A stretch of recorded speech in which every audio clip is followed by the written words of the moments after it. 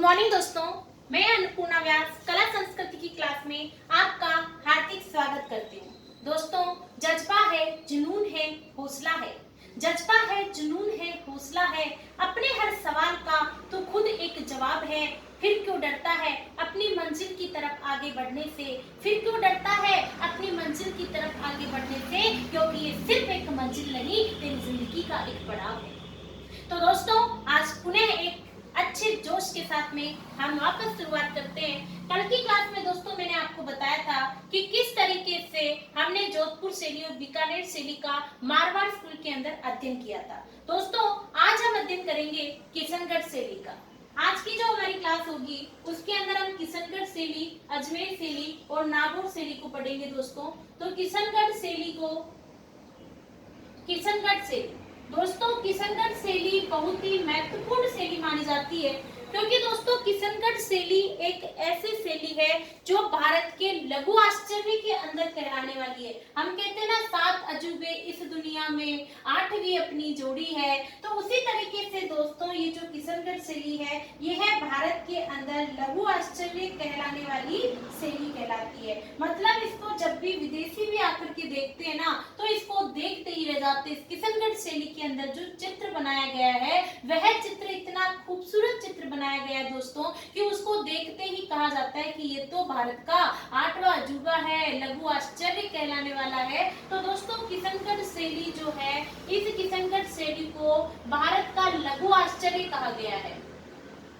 भारत का लघु आश्चर्य।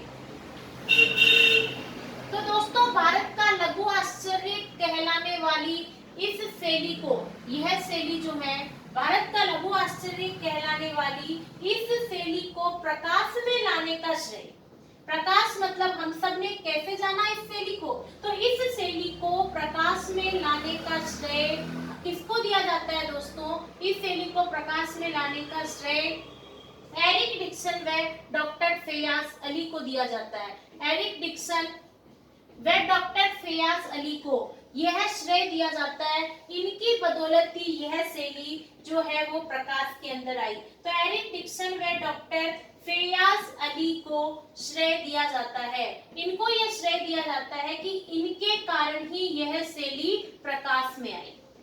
तो दोस्तों ये जो किशनगढ़ शैली है, ये भारत का लघु आश्चर्य कहलाने वाली शैली है। लेकिन ये प्रारंभ कहाँ से हुई किशनगढ़ शैली में? किस शासक ने इसको प्रारंभ किया? तो दोस्तों इस किशनगढ़ शैली का जो प्रारंभिक काल माना जाता है, आप नोट साथ के साथ लिख सकते हैं दोस्तों।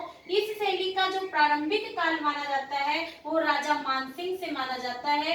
राजा मानसिंह के समय ही इसका प्रारंभिक काल माना जाता है। तो दोस्तों किशनगढ़ शैली का प्रारंभिक काल राजा मानसिंह के समय से माना जाता है। और इस शैली का स्वर्ण काल, इस शैली का जो स्वर्ण काल माना जाता है दोस्तों, स्वर्ण काल का मतलब होता है किसी शैली का सबसे अच्छा समय। तो इस किशनगढ़ शैली का स्वर्ण काल राजा सावंत सिंह के समय से माना जाता है। राजा सावंत सिंह, जिन्हें नागरीदास भी कहा जाता है दोस्तों।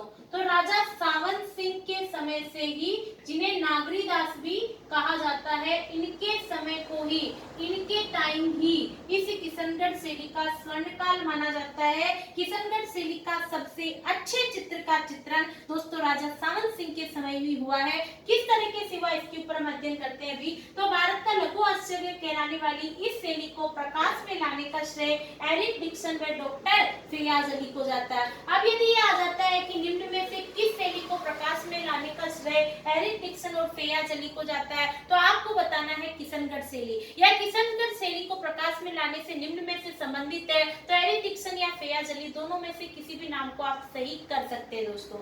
और किशनगढ़ शैली का प्रारंभिक काल राजा मानसिंह से, स्वर्ण काल राजा सावंत सिंह से। आगे चलते हैं दोस्तों अपन। तो इस शैली के अंदर ये जो किशनगढ़ शैली है, इसके अंदर किसका चित्र ऐसा बनाया गया कि इसे लघु आश्चर्य कहा जाने लगा?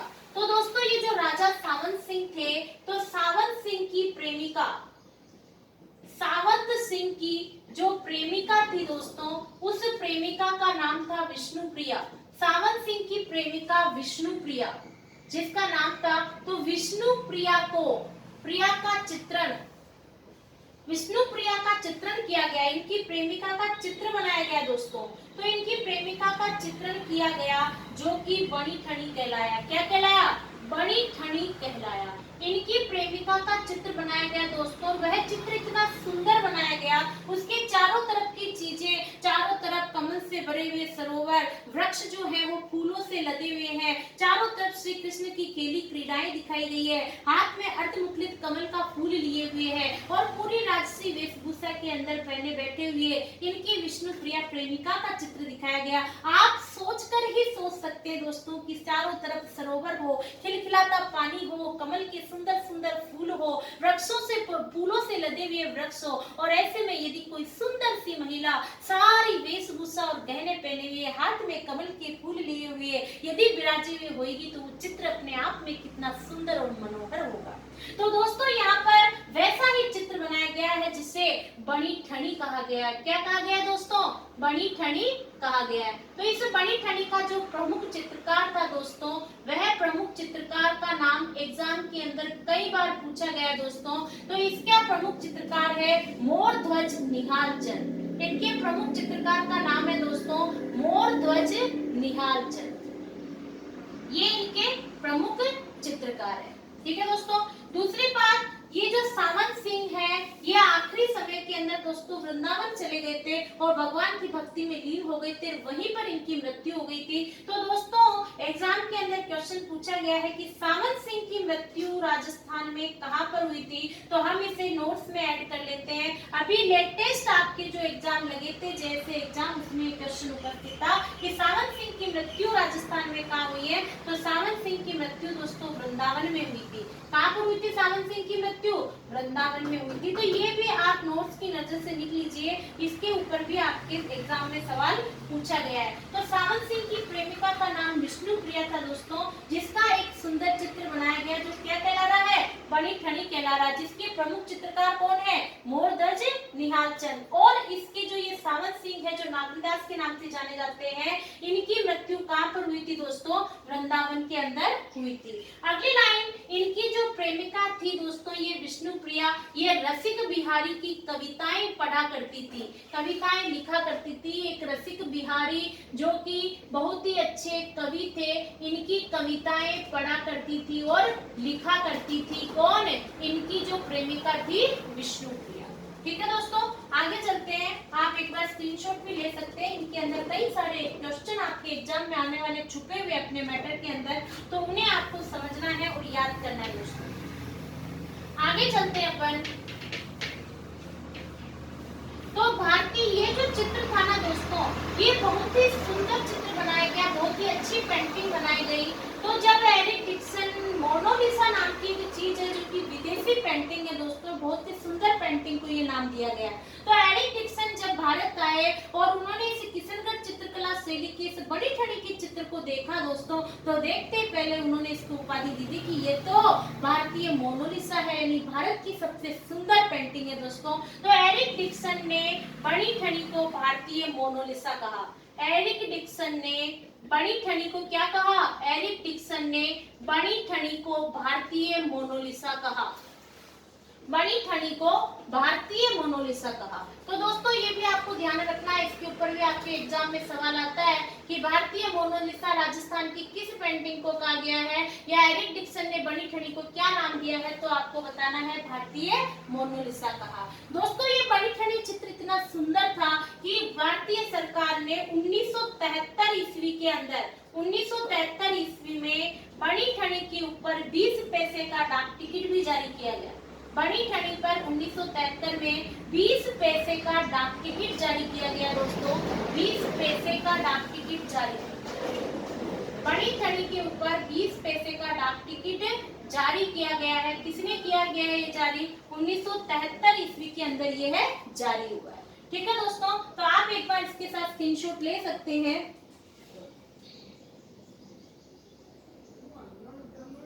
ठीक है दोस्तों, तो अब हम देखेंगे इसकी कुछ प्रमुख विशेषताएं।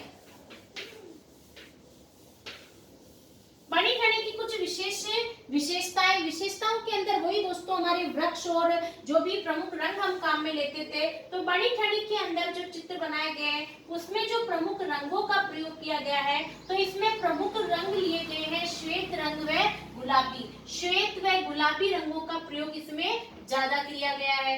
यहाँ पर जो वृक्ष है दोस्तों, वो वृक्ष है हमारे यहाँ पर केला। वृक्षों का जो प्रयोग किया गया वो है केले। और जो यहाँ पर पक्षी है दोस्तों, वो भ्रमर व मोर है।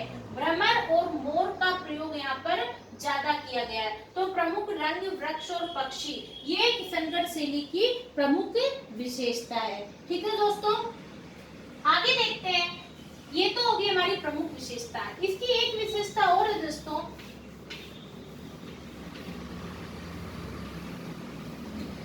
ये जो बड़ी ठनी का चित्र है, इसकी क्या विशेषता है? तो दोस्तों इसकी जो विशेषता है, पहली तो है लंबी व सुरेहीदार ग्रीवा। लंबी व सुरेहीदार ग्रीवा। ये जो दोस्तों बड़ी ठनी का चित्र है, इसकी जो गर्दन, ये जो बड़ी ठनी जो महिला बनाई गई है ना दोस्तों, इसका जो चित्र है, इसकी जो गर्दन दिखाई गई है, सुंदर सी ग्रीवा। इंसान की सुंदरता गर्दन से भी निकलती है दोस्तों। तो लंबी व सुरेहीदार ग्रीवा इसकी बहुत ही सुंदर विशेषता है। और चमेली की पंखुड़ियों सी अर्धमुकुलित, चमेली की पंखुड़ियों जैसे सुंदर खिली खिली दिख रही है, चमेली की पंखुड़ियों के जैसे, चमेली की पंखुड़ियों के जैसे। और दोस्तों इसके बाद में हाथ में अर्धमुकुलित कमल कली लिए, अर्धमुकुलित आधी खिली हुई कमल का फूल लिए हुए, अर्धमुकुलित कमल कली लिए हुए। यह जो विशेषता है दोस्तों, ये भी किसकी विशेषता है दोस्तों? बड़ी ठनी के चित्र की विशेषताएं दिखाई गई है। ठीक है दोस्तों, आगे देखते हैं अपन।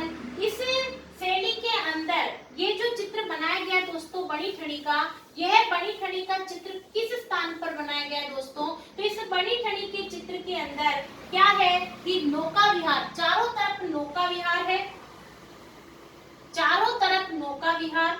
नौका विहार का मतलब नावें वगैरह लगी हुई है, चारों तरफ नौका विहार। कमल से भरे हुए सरोवर है, और इस सरोवर के अंदर कमल के फूल है। कमल से भरे हुए सरोवर, कमल से भरे हुए सरोवर, और कमल से भरे हुए सरोवर के साथ में ही चारों ओर नौका विहार है, कमल से भरे हुए सरोवर है, और वृक्षों, फूलों से लदे हुए वृक्ष हैं, फूलों से लदे हुए वृक्ष हैं। ये सारी विशेषताएं हमें किस शैली के अंदर मिलती है? आप सोच रहे होंगे मैडम इनके ऊपर संबंधित एग्जाम में क्वेश्चन नहीं आते। आते हैं दोस्तों, आप अभी लेटेस्ट एग्जाम के क्वेश्चन पेपर उठाकर देखिए, पिछले साल 2018-19 के, उसमें आपको एक क्वेश्चन मिलेगा दोस्तों कि कमल का फूल खिलता हुआ किस शैली में दिखाया गया, या नाचते हुए मोर और फुदकते हुए बंदर राजस्थान की किस शैली की विशेषता है। तो दोस्तों ये चीजें एग्जाम के अंदर पूछी गई है। ऐसे 2 क्वेश्चन हमारे सामने आए हैं। यदि 2 क्वेश्चन आए हैं तो दोस्तों फिर तो कैसा भी क्वेश्चन बन सकता है। और इतनी मेहनत करने के बाद भी यदि एक छोटे से मैटर की वजह से, छोटी सी लाइनों की वजह से हमारे एग्जाम के अंदर यदि कोई क्वेश्चन छूट जाता है दोस्तों, तो मेरा पढ़ाना और आपका पढ़ना दोनों बेकार चले जाते हैं। तो मैं ऐसा सोचती हूँ दोस्तों कि इतनी मेहनत के साथ यदि इन छोटी छोटी चीजों को भी देख लिया जाए, क्योंकि आज कंपटीशन बहुत बड़ा है दोस्तों, और सिलेबस भी बहुत बड़ा है, और हमारे पास एग्जाम में 200 क्वेश्चन उपस्थित होंगे, 150 क्वेश्चन उपस्थित होंगे। तो उन्हीं क्वेश्चंस में दोस्तों एक टॉपिक में से 2 क्वेश्चन ही तो मिलेंगे, 1 या 2 क्वेश्चन। और इतनी मेहनत के बाद यदि किसी एक टॉपिक में से एक 2 टॉपिक में से यदि 1 2 क्वेश्चन ही छूट जाए, तो फिर हम सेलेक्ट कैसे होंगे दोस्तों? नहीं हो सकते। तो दोस्तों इसलिए हमें इतनी तल्लीनता से पढ़ाई करनी है, इतनी अच्छे से गहराई में जाकर के सारी चीजों को देखना है कि हमारा एक भी क्वेश्चन गलत होने के चांसेस नहीं रहे। और यदि एक भी क्वेश्चन गलत होने के चांस नहीं होते दोस्तों, तो दुनिया की कोई ताकत आपका सिलेक्शन होने से नहीं रोक सकती। वो कहते हैं ना दोस्तों, मुश्किल इस दुनिया में कुछ भी नहीं है, जाने के लोग अपने इरादे तोड़ देते हैं, चाहत तो अगर सच्चे से दिल से कुछ पाने की, तो सितारे भी अपनी जगह छोड़ देते हैं। तो दोस्तों हमें ये नहीं सोचना कि इसमें से सवाल आएगा, हमें तो पूरी तल्लीनता से पढ़ाई करनी है कि कहीं से साला कुछ भी उठाकर बोल दे एग्जाम वाला, हमारा क्वेश्चन गलत नहीं होना चाहिए। ठीक है दोस्तों, तो चारों ओर से नौका विहार, कमल से भरे हुए सरोवर और फूलों से लदे हुए वृक्षों का चित्रण हमें यहाँ पर मिलता है, और चारों ओर कृष्ण लीला की क्रीड़ाएं मिलती है, चारों ओर राम कृष्ण की क्रीड़ाएं मिलती है। क्रीड़ाओं का मतलब उनके खेलते हुए उनकी लीलाओं के चित्रण वहाँ पर बनाए गए। तो दोस्तों ये सारी विशेषताएं हमें किशनगढ़ शैली के अंदर मिलती है। आगे चलते हैं दोस्तों अपन। तो किशनगढ़ शैली के कुछ प्रमुख चित्रकार भी हैं, जिसके अंदर पहले चित्रकार है दोस्तों निहाल चंद। पहले चित्रकार निहाल चंद जो कि प्रमुख चित्रकार है। इन्होंने दोस्तों अपने बनाए चित्रों के ऊपर फारसी में नाम अंकित किए। इन्होंने जो भी चित्र बनाए थे चित्रों पर फारसी में नाम अंकित किए। फारसी एक भाषा है दोस्तों, तो इन्होंने चित्रों पर फारसी में अपने नाम अंकित किए हैं। इसके बाद दोस्तों किशनगढ़ शैली के एक प्रमुख चित्रकार है जिनका नाम है अमरचंद। इन्होंने दोस्तों ये जो अमरचंद जी है, इन्होंने चांदनी रात में संगोष्ठी नामक एक चित्र बनाया है जो कि बहुत ही प्रसिद्ध चित्र माना गया है। चांदनी रात में संगोष्ठी नामक एक चित्र बनाया है दोस्तों। चांदनी रात में संगोष्ठी नामक चित्र बनाया। इसके बाद में दोस्तों सीताराम बदन सिंह, नानक राम, भंवरलाल,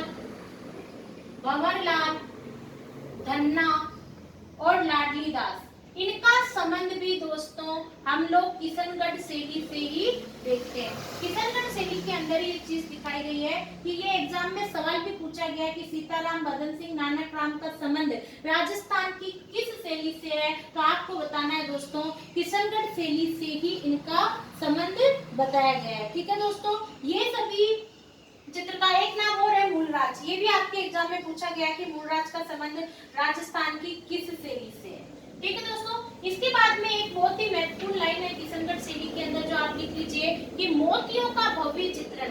यहाँ की शैली के अंदर मोतियों का भव्य चित्रण किया गया दोस्तों। मोतियों का भव्य चित्रण किशनगढ़ शैली की निजी विशेषता है। मोतियों का भव्य चित्रण यानी मोती, छोटे छोटे मोतियों का प्रयोग किस पर किया गया है? किशनगढ़ शैली के ऊपर किया गया है। तो दोस्तों ये होती है हमारी किशनगढ़ शैली कि किशनगढ़ शैली का सबसे महत्वपूर्ण सवाल उठता है कि भारत का लघु आश्चर्य कहलाने वाली शैली कौन सी है? किशनगढ़ शैली है। प्रकाश में कौन लेकर आए? एरिक डिक्सन और डॉक्टर फैयाज अली लेकर आए। इसे भारतीय मोनालिसा किसने कहा? एरिक डिक्सन ने कहा। इसका डाक टिकट कब जारी हुआ? 1973 में 20 पैसे का डाक टिकट जारी हुआ है। बड़ी ठनी के चित्रकार कौन है? एग्जाम में पूछा गया सवाल है दोस्तों। निहाल चंद, मोरध्वज निहाल चंद। और यदि एग्जाम में मोरध्वज निहाल चंद का नाम उपस्थित नहीं है, नागरी दास और सावंत सिंह का नाम उपस्थित है, तो आप उसे भी सही कर सकते हैं क्योंकि इसके समय बड़ी ठनी का चित्रण किया गया था दोस्तों। मोतियों का भव्य चित्रण राजस्थान की किस शैली की विशेषता है? किशनगढ़ शैली की निजी विशेषता है दोस्तों।